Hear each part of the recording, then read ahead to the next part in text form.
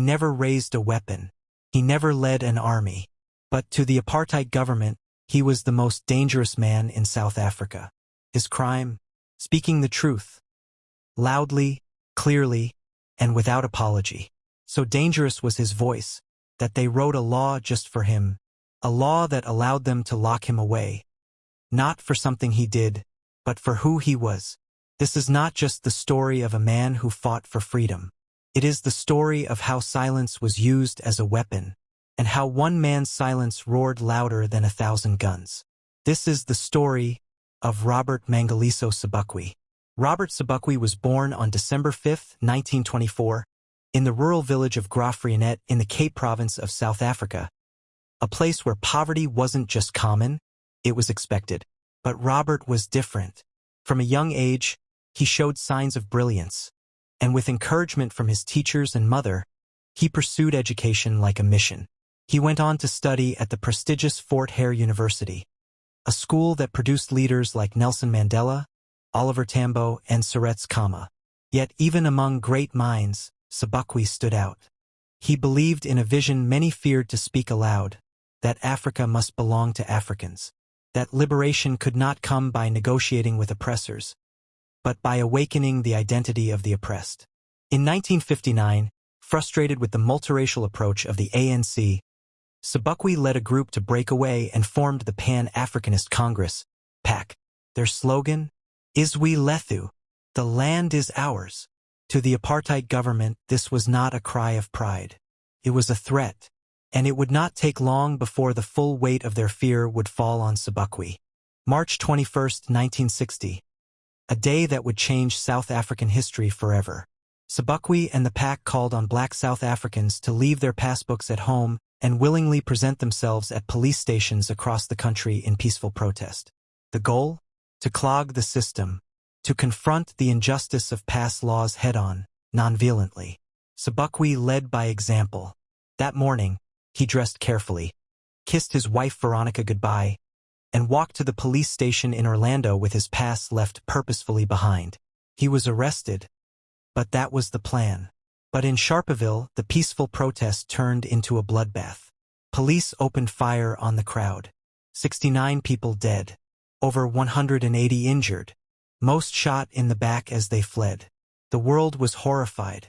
The apartheid government, humiliated and afraid, declared a state of emergency. They banned the PAC. They cracked down on activists, and they zeroed in on the man they blamed for it all, Sobukwe. He was sentenced to 3 years in prison. But this was just the beginning.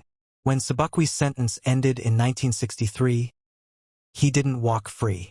The government passed a law, the General Law Amendment Act, but hidden inside it was a special clause. A clause that allowed the government to detain him without trial for as long as they wished. It became known as the Sobukwe Clause. He was sent to Robben Island, but not to a prison cell. They gave him a small house alone, away from the political prisoners. They feared his influence even behind bars. He had no radio, no newspapers. He could not talk to other inmates.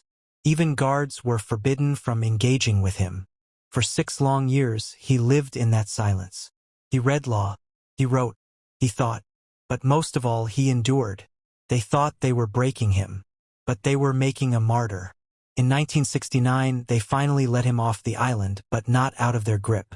He was sent to Kimberley under house arrest. No politics, no travel, no press. They called it freedom, but it was a larger, quieter prison. Sobukwe, now weakened in body but sharp in mind, studied further and opened a law practice. But the years of isolation, the stress, the surveillance, it had worn him down. In the 1970s, he developed lung complications. His access to medical care was delayed, restricted by the very government that had once feared his breath. On February 27, 1978, he died in silence.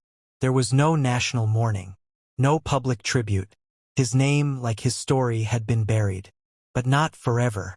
Today, his name may not appear beside Mandela's in every textbook. But among those who seek truth, real truth, Robert Sobukwe's fire still burns. He never lived to see South Africa's democracy, but many believe it could not have come without the echo of his sacrifice. Universities now teach his philosophy. Streets now bear his name. His story, once erased, is being rewritten. Not as a footnote in history, but as a foundation. Because what Sobukwe taught us is that you don't need to raise a fist to be feared. You only need to raise your voice. And if that voice speaks for freedom, they may imprison the man, but they can never silence the message. What's your take from this story? Comment below. If you find this video interesting, please do well to like, share, and subscribe for more interesting true life stories.